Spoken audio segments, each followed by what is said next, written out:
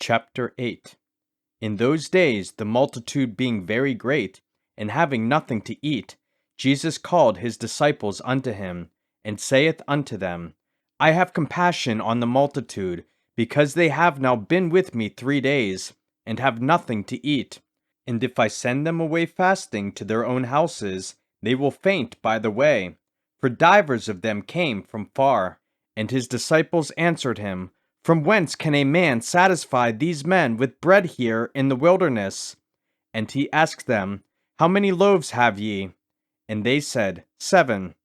And he commanded the people to sit down on the ground.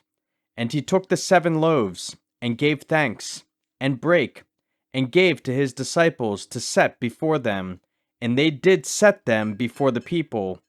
And they had a few small fishes, and he blessed them, and commanded to set them also before them.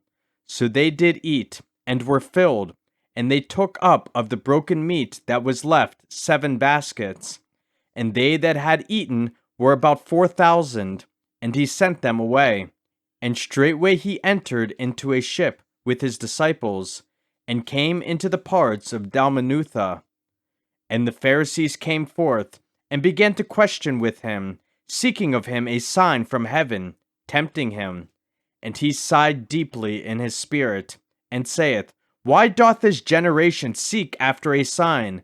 Verily I say unto you, there shall no sign be given unto this generation. And he left them, and entering into the ship again departed to the other side. Now the disciples had forgotten to take bread, neither had they in the ship with them more than 1 loaf. And he charged them, saying, Take heed, beware of the leaven of the Pharisees, and of the leaven of Herod. And they reasoned among themselves, saying, It is because we have no bread. And when Jesus knew it, he saith unto them, Why reason ye, because ye have no bread? Perceive ye not yet, neither understand? Have ye your heart yet hardened? Having eyes see ye not, and having ears hear ye not? And do ye not remember, when I brake the 5 loaves among 5,000, how many baskets full of fragments took ye up? They say unto him, 12. And when the 7 among 4,000, how many baskets full of fragments took ye up? And they said, 7.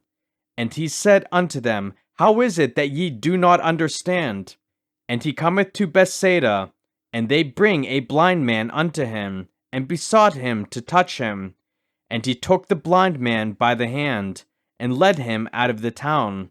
And when he had spit on his eyes, and put his hands upon him, he asked him if he saw aught. And he looked up, and said, I see men as trees walking. After that he put his hands again upon his eyes, and made him look up. And he was restored, and saw every man clearly. And he sent him away to his house, saying, Neither go into the town, nor tell it to any in the town. And Jesus went out, and his disciples, into the towns of Caesarea Philippi.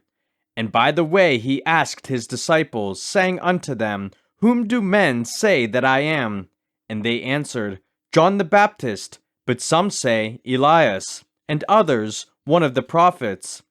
And he saith unto them, But whom say ye that I am? And Peter answereth and saith unto him, Thou art the Christ. And he charged them that they should tell no man of him. And he began to teach them that the Son of Man must suffer many things, and be rejected of the elders, and of the chief priests, and scribes, and be killed, and after 3 days rise again. And he spake that saying openly. And Peter took him, and began to rebuke him.